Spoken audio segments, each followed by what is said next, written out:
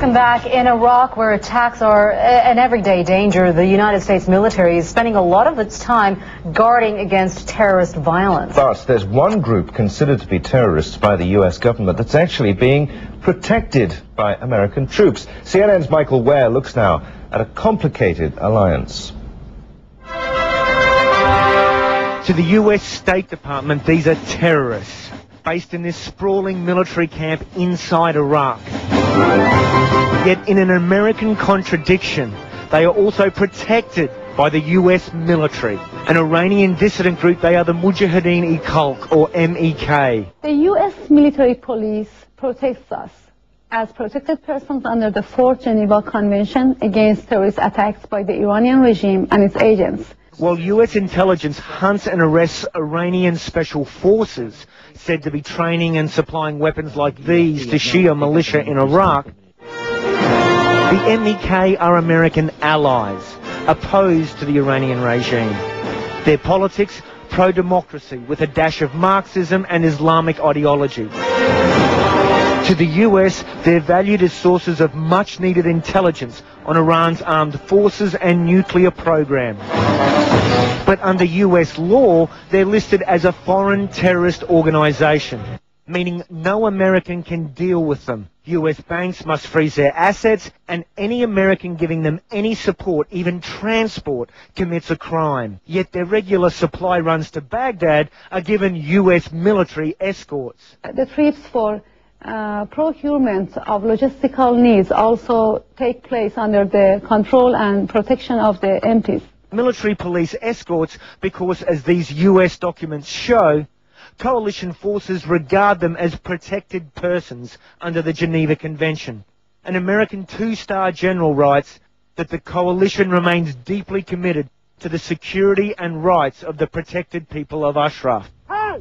The MEK denies it is a terrorist group. After the US invaded Iraq in 2003, all 3,800 camp residents, including a female tank battalion, were questioned by the FBI or other American agencies. Not a single arrest was made. The Red Cross monitors the MEK as a protected group, insisting they must not be deported, expelled or repatriated. So, the US designates the MEK officially protected terrorists. Despite repeated requests, neither Iran's ambassador in Baghdad nor the US military would comment to this story. But Zalmay Khalilzad, former US ambassador, did. We have a policy that, as described, the people who are here from the Mojahedin-e Khalq as a protected group. One of our coalition partner country is actually protecting the camp where they mostly are, but there is no change in our policy that the Mojahedin-e Khalq, we still regard them as a terrorist organization. Having fled Iran and operating from Iraqi camps, the MEK spied on Iran for decades.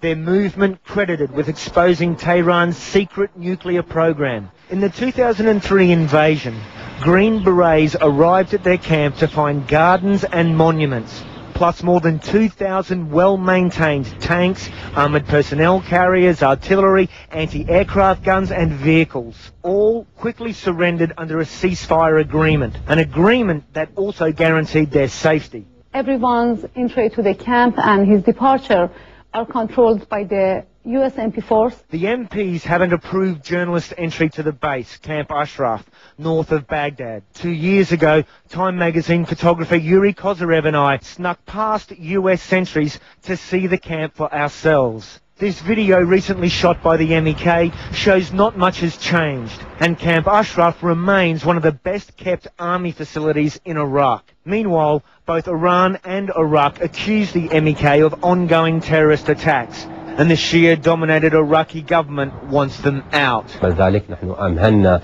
We gave this organization a 6-month deadline to leave Iraq, and we informed the Red Cross, says Iraq's national security minister. And presumably our friends the Americans respect our decision and they will not stay on Iraqi land. The MEK denies launching any attacks, and for now, America is helping them stay. There are counter pressures too. There are people who say, no, they should be allowed to stay here. And as you know, around the world, there are people who have got different views towards them. Different views that allow the US to regard the MEK as both a terrorist group and a potential source of intelligence on Iran. Michael Ware, CNN, Baghdad.